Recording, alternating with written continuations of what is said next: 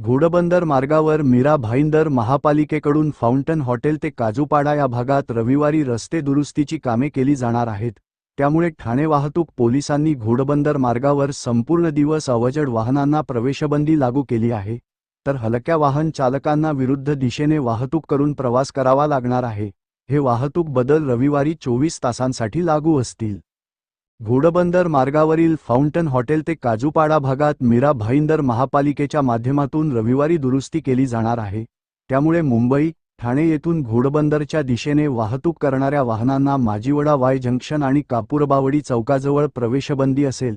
येथील वाहने खारेगाव टोलनाका, मानकोली, अंजुरफाटा मार्गे किंवा कशेळी, अंजुरफाटा मार्गे वाहतूक करतील। मुंब्रा बाह्यवळणमार्गे मुंबई नाशिक महामार्ग घोडबंदरच्या दिशेने वाहतूक करणाऱ्या वाहनांना खारेगाव टोलनाका येथे प्रवेश बंदी असेल।